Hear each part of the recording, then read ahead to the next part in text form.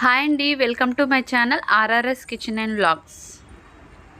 ఇవాల్టి special recipe ఏంటంటే special రుచితో మామిడికాయ పులిహోర అండి. మామిడికాయ పులిహోరని నేను చెప్పే పద్ధతిలో మీరు కూడా ఒకసారి ట్రై చేసి చూడండి. మీ ఇంట్లో వారికి పెట్టి చూడండి, ఫిదా అవ్వాల్సిందే. మరి ఇక ఆలస్యం చేయకుండా కమ్మటి మామిడికాయ పులిహోరని ఏ విధంగా ప్రిపేర్ చేసుకోవాలో చూసేద్దాం. మామిడికాయ పులిహోర కోసం నేను ఇక్కడ ఒక బౌల్ని తీసుకున్నాను. అందులో 2 కప్పుల వరకు రైస్ని తీసుకున్నాను. ఇందులో వాటర్ని వేసుకొని 2-3 సార్లు బాగా నీట్గా రైస్ని కడగాలి. ఇలా కడిగిన తర్వాత వాటర్ మొత్తం ఉంచేసుకొని 2 గ్లాసుల రైస్కి 2 గ్లాసుల వాటర్ని వేసుకోవాలి. ఇలా వాటర్ వేసుకున్న తర్వాత ఉడికించుకోవాలి. రైస్ని ఒక 10 మినిట్స్ ఉడికించుకుంటే సరిపోతుంది. చూసారు కదండి, ఈ విధంగా రైస్ని ఉడికించుకోవాలి. ఇలా ఉడికించుకున్న రైస్ని చల్లార్చుకోవాలి. ఏ పులిహోర చేయాలన్నా రైస్ మాత్రం పొడి పొడిగా ఉండేటట్టు చూసుకోండి. ఈ పులిహోర కోసం నేను ఇక్కడ ఒక మామిడికాయని తీసుకున్నాను. ఈ మామిడికాయని పీల్ ఆఫ్ చేసేసి ఇలా తురుముకోవాలి. నేను ఇక్కడ ఒక్క మామిడికాయతో 4 మెంబర్కి సరిపడేంత పులిహోరని చేస్తున్నాను. ఈ విధంగా ఒక మామిడికాయ మొత్తం తురుముకొని దీన్ని పక్కన ఉంచుకోవాలి. స్టవ్ ఆన్ చేసి బౌల్ పెట్టుకోవాలి. ఇందులో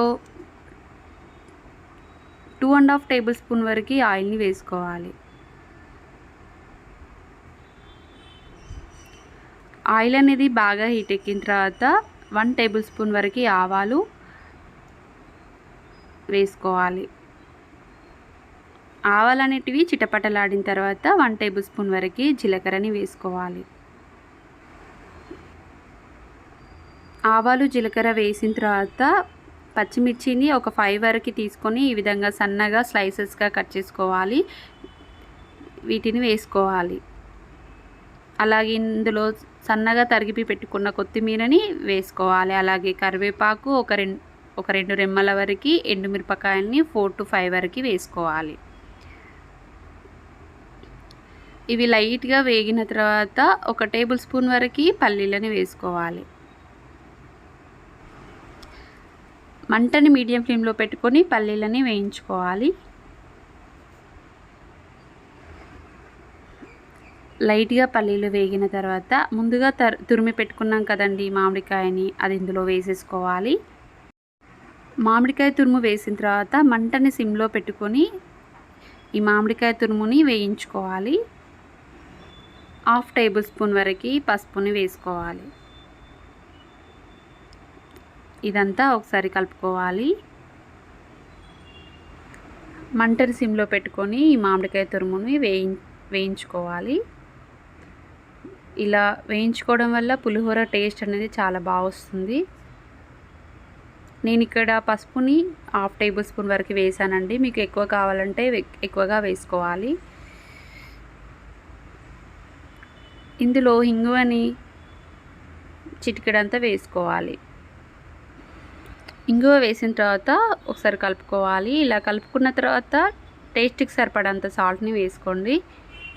నేను ఇక్కడ 4 మెంబర్కి ప్రిపరేషన్ చేస్తున్నాను కాబట్టి ఇందులో 2 టేబుల్ స్పూన్ వరకు సాల్ట్ని వేస్తున్నాను.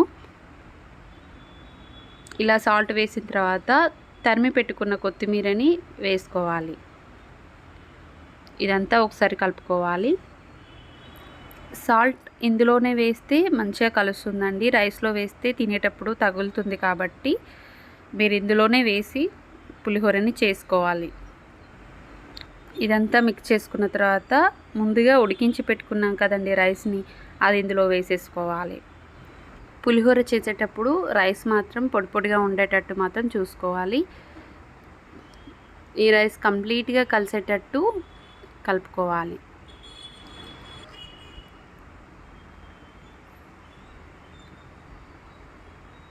ఈ విధంగా కంప్లీట్గా కలిపిన తర్వాత ఇక ఆలస్యం చేయకుండా తినేయడమే. ఓకే ఫ్రెండ్స్, నేను చూపించిన మామిడికాయ పులిహోర మీకు నచ్చిందని అనుకుంటున్నాను. నచ్చితే మీరు కూడా ఒకసారి ట్రై చేసి చూడండి. మీకు ఎలా కుదిరిందో కామెంట్లో తెలియజేయండి. మరిన్ని రెసిపీస్ కోసం మా ఛానల్ డిస్క్రిప్షన్లో లింక్ ఉంటుంది, ప్రెస్ చేసి చూసేయండి. మా ఛానల్ నచ్చితే please like and share and subscribe చేయడం మాత్రం అస్సలు మర్చిపోకండి. Thank you for watching. Bye friends.